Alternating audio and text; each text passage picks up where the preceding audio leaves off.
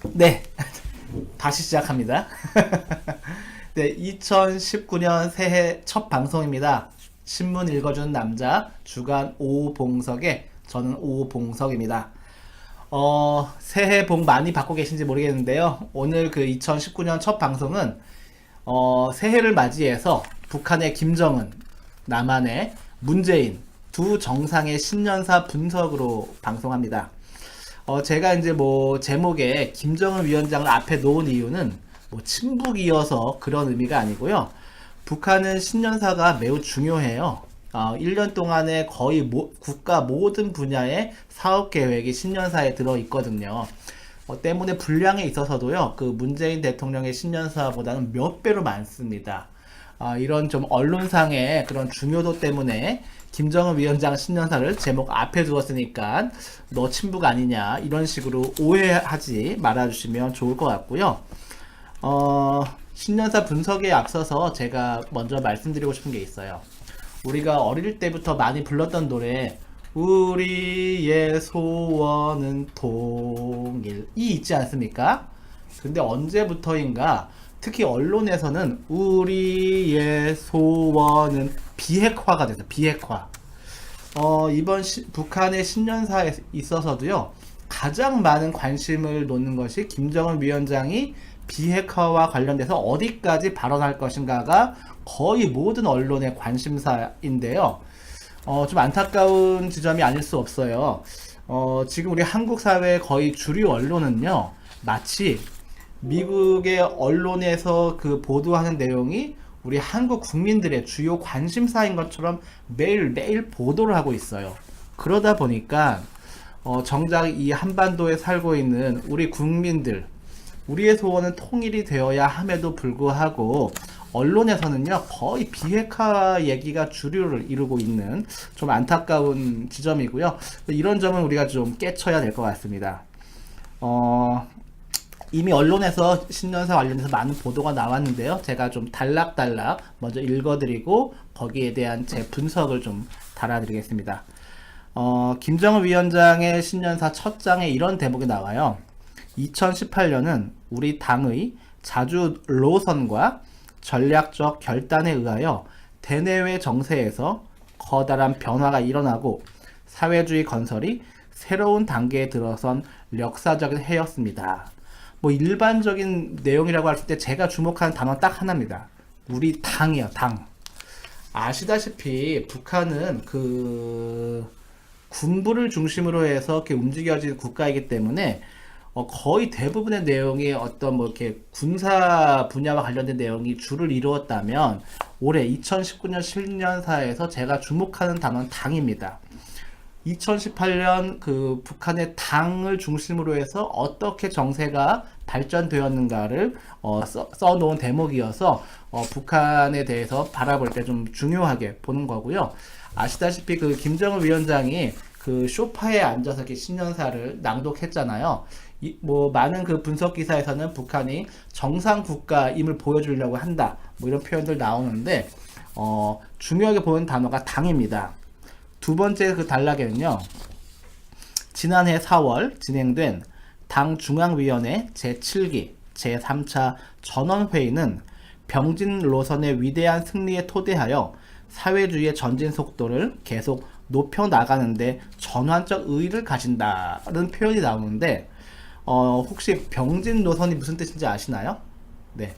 북한에서 김정은 위원장 시대에 이야기한 병진 노선은요, 한 축엔 핵, 한 축에는 경제 발전, 이 두 가지의 그 쌍끌이로 북한 사회를 이끌겠다고 하는 게 이제 병진 노선이었는데요.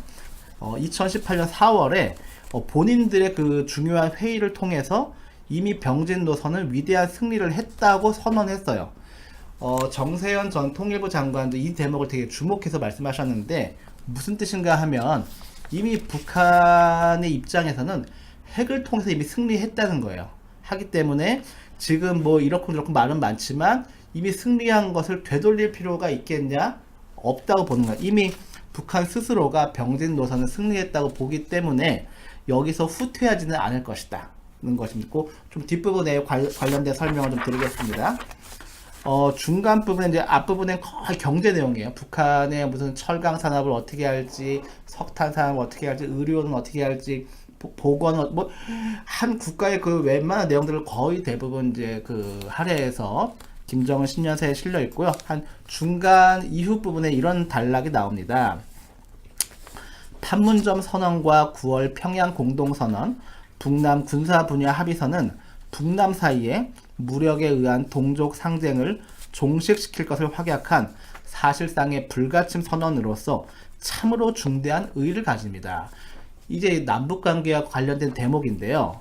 작년에 그 문재인 대통령과 김정은 위원장 간의 세 차례의 그 정상회담의 결과물에 대해서 김정은 위원장은 사실상의 남북, 북남 불가침 선언이었다.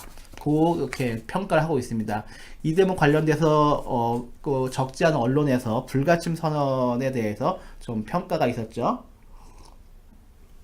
저 역시 불가침 선언에 대해서 좀 중요하게 우리가 보아야겠다고 생각합니다. 그리고 그 다음에 이런 단락이 나와요. 김정은 위원장은 북남 관계를 신뢰와 화해의 관계로 확고히 돌려세우고 과거에는 상상조차 할 수 없었던 경이적인 성과들이 짧은 기간에 이룩된 데 대하여 나는 대단히 만족하게 생각합니다. 대단히 만족하게 생각합니다 라고 하는 서술어가 이 단락 딱 한 개예요. 나머지 그 어느 문장에서도 대단히 만족한다는 표현은 나오지 않습니다. 아마 김정은 위원장 뭐 개인일지 아니면 뭐 북측의 그런 같이 뭐 정부 차원에서는 지난 2018년도 남북 관계가 경이적으로 변화한 데 대해서 만족한다. 뭐 이런 뭐 표현이 좀 직설적으로 솔직하게 나온 것을 주목할 수 있겠습니다. 그러면서 이러한 주문을 합니다. 올해 2019년에 남측 정부는 외세와의 합동 군사 연습을 더 이상 허용하지 말아야 하며 외부로부터의 전략 자산을 비롯한 전쟁 장비 반입도 완전히 중지되어야 한다는 것이 우리의 주장입니다. 라고 약간 겸손하게 표현을 합니다. 예전 같으면 되게 세게 얘기했겠죠. 근데 이 단락 자세히 좀 보시면요. 외세가 어딥니까? 미국이죠. 미국과의 합동 군사 연습을 더 이상 허용하지 말아야 하며, 아시다시피 작년에 이미 우리 한미 그 합동 군사 훈련을 몇 차례 걸려 유예를 시켰어요. 중단은 아니지만 유예시킨 전례가 있기 때문에 북한에서 지금 주장하는 합동 군사 연습을 허용하지 말아야 하면은 이렇게 센 주장은 아닌 거예요. 이미 2018년에도 유예한 경험이 있는 거죠. 그리고 뒷단락에 나오는 전략 자산 반입도 중지되어야 한다는 것이 북측의 주장이다. 좀 이전에 비해서 매우 좀 겸손하게 우리의 주장입니다 라고 표현하네요. 그 다음 단락에 나오는 문구는요, 정전협정 당사자들과의, 정전협정 당사자가 누군지 아시나요? 예, 우리 그 1953년도 7월 23일 날 정전협정을 맺었는데 남측의 이승만 정부는 거기에 참여하지를 않았습니다. 뭐 못한 건지 안 왔다는 것이 이제 더 정확한 표현인 것 같은데, 당시 이승만 정부는요 북진 통일을 주장했어요. 나는 이 정전 받아들일 수 없다. 두만강 압록강까지 전쟁을 불사하고 더 올라가야 한다는 것이 이승만 정부 입장이었기 때문에 정전협정에서 빠집니다. 제가 이제 90년대 중반이었죠. 군대 생활을 했었는데 저는 이제 강원도 화천 7사단을 나왔어요. 제가 이제 그 신병 교육대 들어가서 그 비무장지대 이제 행군을 쭉 하는데 가장 놀랐던 장면이 뭐였냐면, 비무장지대 안에 지금도 못 들어가죠. 엄청나게 굵은 글씨로 북진 통일이라고 있어요. 아마 지금도 있을 것 같습니다. 그 이승만 정부 때 주장했었던 북진 통일. 이거 북진 통일은 무슨 얘기죠? 전쟁하자는 뜻이지 않습니까? 그 무시무시한 문구가 제가 군대에 있을 때 그 비무장지대 안에서 보았었던 그 경험이 있는데요. 그로 인해서 북진 통일을 주장했던 이승만 정부로 인해서 정전협정에서 우리 남측은 빠졌습니다. 그리고 미국, 그리고 북한, 그리고 중국, 요 세 개의 그 군사 대표가 정전협정을 맺죠. 그렇다면 정전협정 당사자라고 하는 것은 미국, 북한, 중국을 이야기하는 겁니다. 과의 긴밀한 연계 밑에 조선반도의 현 정전체제를 평화체제로 전환하기 위한 다자협상도 적극 추진하여 항구적인 평화보장 토대를 실질적으로 마련해야 합니다. 제가 지난 방송에서 말씀드렸던 것 같은데요. 그런데요, 그 남북 간의 그 합의 내용에서 보면요, 정상회담에서 신의 한 수가 나오죠. 남북미 3자 또는 남북미 중 4자 간의 평화협정 체제를 구축하자라고 하는 대목이 나와요. 남북 정상회담 내용에 보면 신의 한 수였는데요. 좀 더 나아가서 김정은 위원장이 신년사에서는 중국을 확실히 그 자리매김하겠다고 하는 뜻으로 읽혀집니다. 이어서 이런 단락이 나오면 남측과 관련돼서 당면하여 우리는 개성공업지구에 진출하였던 남측 기업인들의 어려운 사정과 민족의 명산을 찾아보고 싶어하는 남녘 동포들의 소망을 헤아려 아무런 전제 조건이나 대가 없이 개성공업지구와 금강산 관광을 재개할 용의가 있습니다. 이게 무슨 소린가? 오늘 아침 그 김어준의 뉴스공장에도 이 대목이 좀 주요하게 나왔었죠. 아무런 전제 조건이나 대가 없이, 아시다시피 개성공단을 철수를 결정한 것은 당시 박근혜 남측 정부였잖아요. 금강산 관광은 이명박 정부 시절에 그 관광객 박광자 씨 피살 사건을 계기로 남측 정부가 금강산 관광도 중단시켜서 지금까지 이르고 있는데요. 그 이후에 이제 남북 사이에 엄청난 공방이 있지 않습니까? 근데 이번 그 신년사에서 김정은 위원장은 그들이 보기에, 북측이 보기에 남측에서 그 단행하였던 금강산 관광 및 개성공업지구 중단, 철수와 관련돼서 어떠한 전제 조건이나 대가 없이 재개할 용의가 있다고 밝혔습니다. 물론 여기서 그 용의가 있습니다라고 하는 표현은 작년 2018년 1월 달에도 한번 나오죠. 어느 대목에 나오죠? 네. 평창 동계 올림픽에 민족의 어떤 화해와 이런 입장에서 참여할 용의가 있습니다. 라고 하는 대목이 나오는데, 올해 2019년 그 김정은 신년사에 또 한 번 개성공업지구와 금강산 관광 재개를 용이란 단어로 사용을 하고 있는 거, 우리 이번 기회에 좀 잘 살려야겠다 그런 생각이 듭니다. 그 다음에 이제 김정은 신년사에서는 남북관계에 이어서 북미관계 얘기가 쭉 나옵니다. 지금 북미관계 관련된 내용이 지금 언론에서 상당히 많이 나오고 있죠. 뭐 내용이 좀 쭉쭉쭉 있는데요. 이런 내용이 나오네요.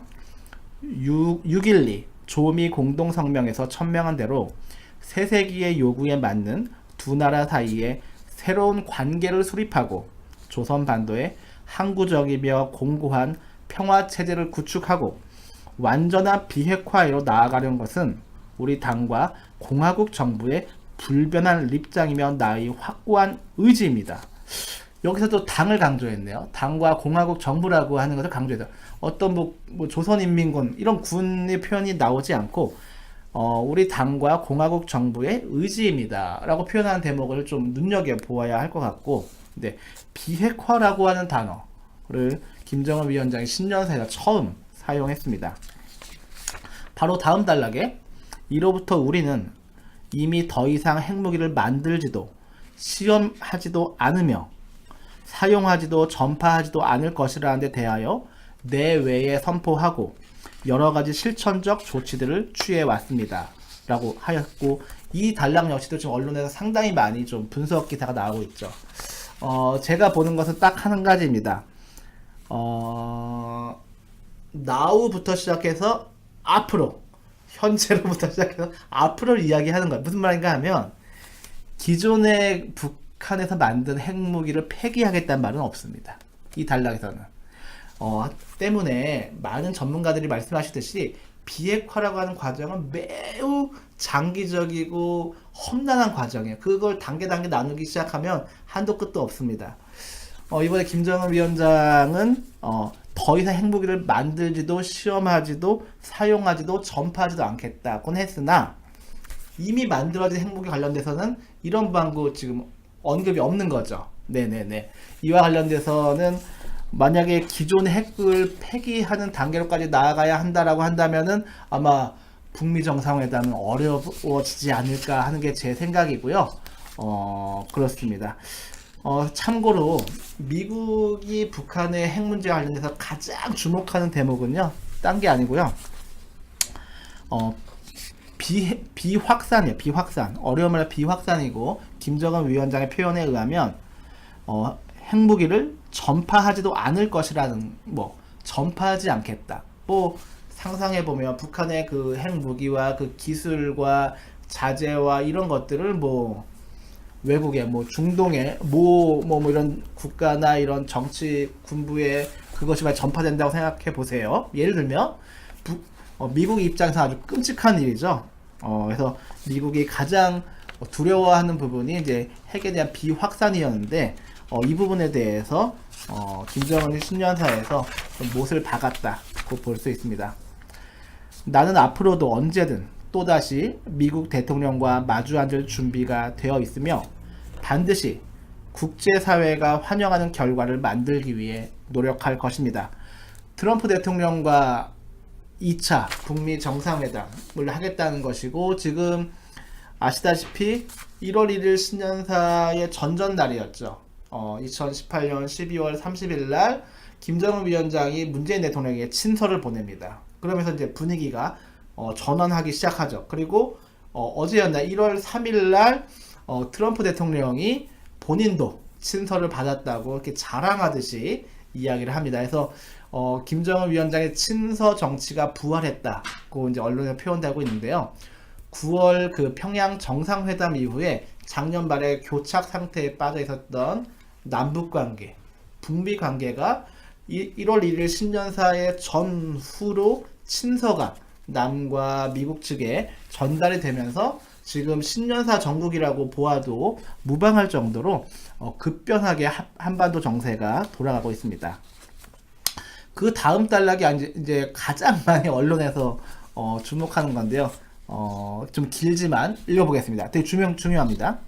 다만 미국이 세계 앞에서 한 자기의 약속을 지키지 않고 우리 인민의 인내심을 오판하면서 일방적으로 그 무엇을 강요하려 들고 의연히 공화국에 대한 제재와 압박으로 나간다면 우리로서도 어쩔 수 없이 부득불 나라의 자주권과 국가의 최고利益을 수호하고 조선 반도의 평화와 안정을 이룩하기 위한 새로운 길을 모색하지 않을 수 없게 될 수도 있습니다. 이 방송 보시는 여러분, 이게 무슨 말이죠? 다시 한번 읽어보겠습니다. 새로운 길을 모색하지 않을 수 없게 될 수도 있습니다. 이거 무슨 어법에도 안 맞는 말인 것 같은데, 보통은 이렇게 표현하죠. 보통은 새로운 길을 모색하지 않을 수 없습니다.